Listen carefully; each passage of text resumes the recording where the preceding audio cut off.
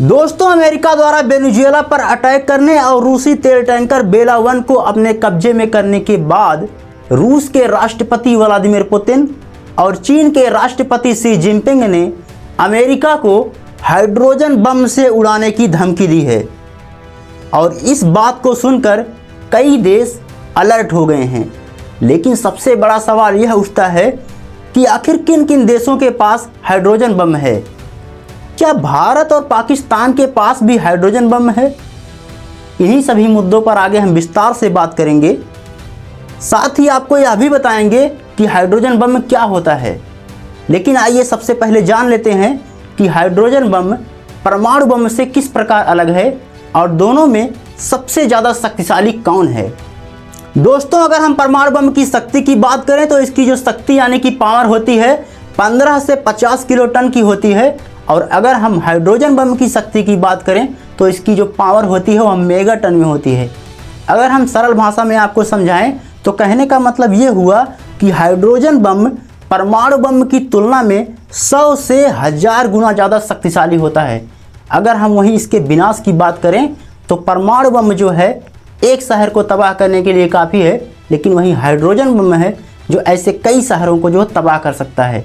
जैसा कि world war के समय में जो हिरोशिमा पर परमाणु बम गिराया गया था वह जो है 15 किलो टन का था और 1 किलो टन में 1000 किलोग्राम होता है।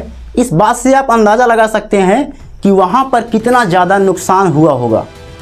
दोस्तों, अगर हम परमाणु बम के रेडिएशन की बात करें तो परमाणु बम में सबसे ज़्यादा रेडिएशन होता है। कहने का मतलब ये हुआ कि हाइड्रोजन बम से ज़्यादा रेडिएशन परमाणु बम में होता है, लेकिन हाइड्रोजन बम ज़्यादा खतरनाक माना जाता है। दोस्तों, अभी हम आपको बताएंगे कि हाइड्रोजन बम का सबसे पहले प्रयोग किस युद्ध में हुआ था और किन किन देशों के पास हाइड्रोजन बम है। लेकिन आइए सबसे पहले जान लेते हैं कि अगर परमाणु युद्ध हुआ तो इसका दुनिया पर क्या प्रभाव पड़ेगा। दोस्तों, परमाणु बम का रेडिएशन 20 से 100 किलोमीटर तक हो सकता है और यह हवा की दिशा पर निर्भर करता है। इसका रेडिएशन इतना ज़्यादा खतरनाक होता है कि कुछ ही मिनटों में शरीर में जानलेवा असर दिखाई देने लगता है और मुंह से उल्टी होना, खून की कमी होना यह तो आम बात है। और इसके साथ ही शरीर के जितने भी आंतरिक अंग हैं, खासकर हृदय, फेफड़ा, लीवर, किडनी, इन सब में जो है आंतरिक यानी कि शरीर के अंदर ब्लीडिंग होने लगती है। इसके साथ ही वहाँ का वातावरण, हवा, पानी, फसल, मिट्टी सब कुछ जो है दूषित हो जाता है। तो दोस्तों, आइए बात कर लेते हैं कि आखिर किन किन देशों के पास हाइड्रोजन बम है।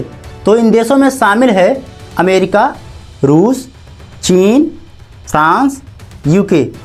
इसके अलावा उत्तर कोरिया और भारत भी अपने पास हाइड्रोजन बम होने का दावा करते हैं, लेकिन जो एक्सपर्ट हैं वो इस बात से सहमत नहीं हैं। अगर हम पाकिस्तान की बात करें तो पाकिस्तान के पास केवल परमाणु बम है, हाइड्रोजन बम पाकिस्तान के पास नहीं है। और सबसे महत्वपूर्ण बात यह है कि हाइड्रोजन बम का इस्तेमाल अभी तक किसी भी युद्ध में नहीं किया गया है।